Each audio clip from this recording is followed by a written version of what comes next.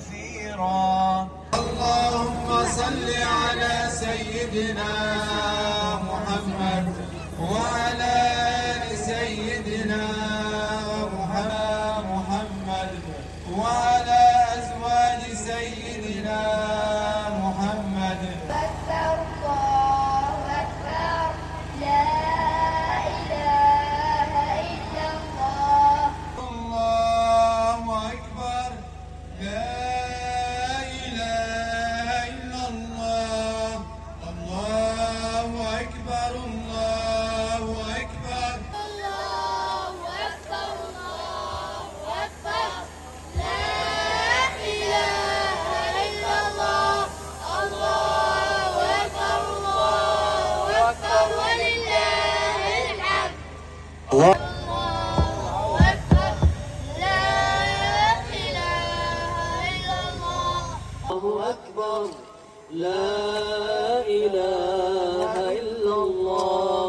الله أكبر الله أكبر ولله الحمد. لا إله إلا الله. الله أكبر الله أكبر ولله الحمد. لا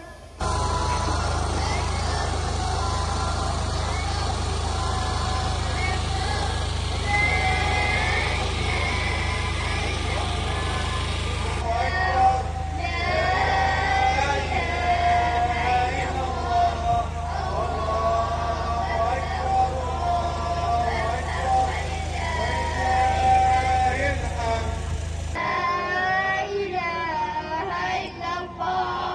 الله أكبر الله أكبر ولله الحمد.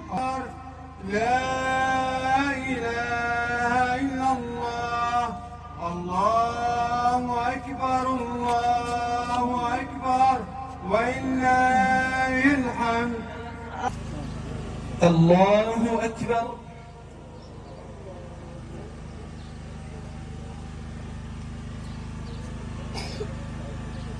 الله أكبر. المغضوب عليهم ولا الضالين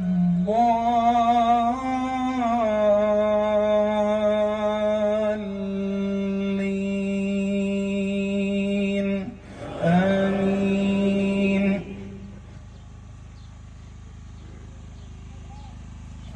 وحسن ثواب الآخرة والله يحب المحسنين.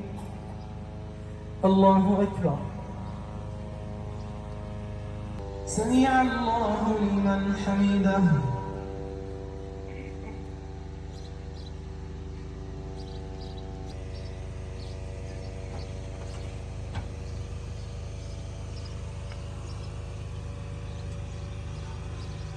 الله أكبر. الله أكبر. الله أكبر.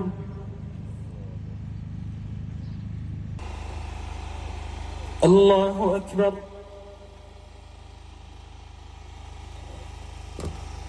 الله أكبر.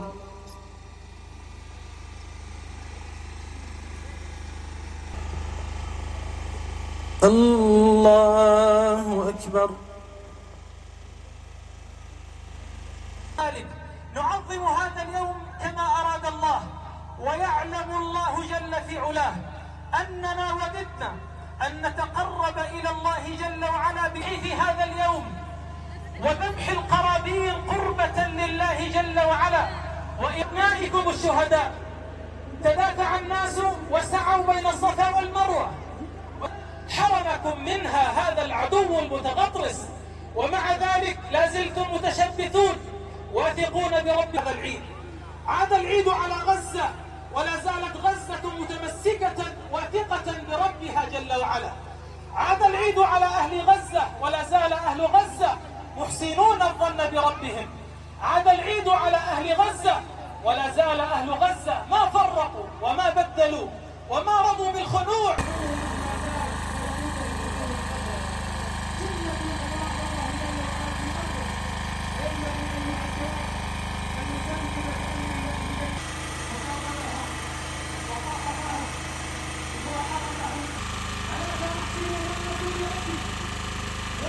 وأن المقادير في أمر الله تجري بقدرنا، لا بقدر إسرائيل ولا بقدر المؤمنين، إلا من أمر الله جل وعلا وحده. الذين يتعاونون على الرحمة والعلوم وصفا هذه الوحدة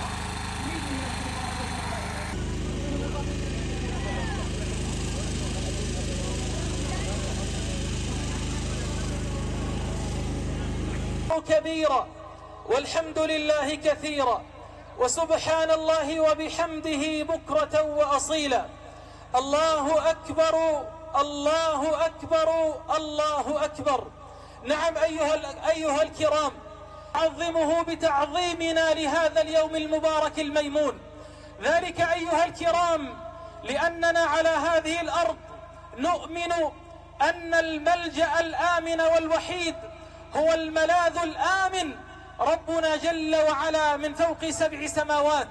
نعم أيها الكرام، ذلك لأن الله جل وعلا يقول ذلك ومن يعظم شعائر الله فإنها من تقوى القلوب.